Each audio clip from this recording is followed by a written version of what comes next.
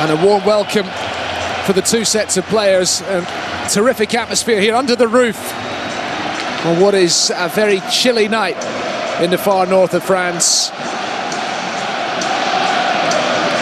with the roof shut.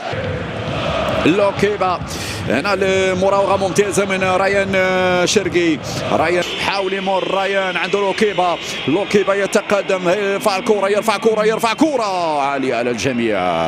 لوكيبا لم يركز في هذه، هنا كاد يرتكب من طرف اللاعب توليسو تمشي اماميه. المباراه 200 في ستاد بيير مور، والعرضيه والهدف الاول عن طريق اللاعب جوناثان دافيد. عرضيه ممتازه، وجوناثان كانت عنده الاسبقيه، يتفوق على المدافعين. يوجد ردة فعل ليون حتى الان. ممكن هذه تدعيم فريق ليون في وسط الميدان، يحتاج الى تدعيم اكبر في وسط الميدان. سننتظر المدرب لورون بلون كيف ستكون تبديلاته. كاكيريت وشرقي، لا زالت ممكن جول باركولا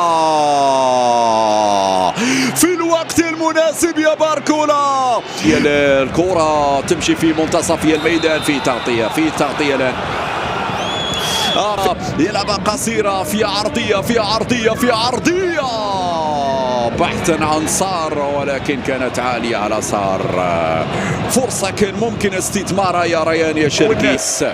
آدم والناس سيدخل في هذه اللحظات. الشرقي ومن يخرج فعلا. أول تغيير في صفوف نادي ليل بدخول آدم. مرور يرتكز على آدم والناس. أول لمسة لآدم، يلعب الكرة في العمق. تحضير لآدم والناس. آدم 1 2، وفي متي المرتدة سلامين باركولا يسترجع. ممكن تجي القاضية أمامنا الوناس يمرر الكرة العرضية، والدفاع يتدخل بصعوبة.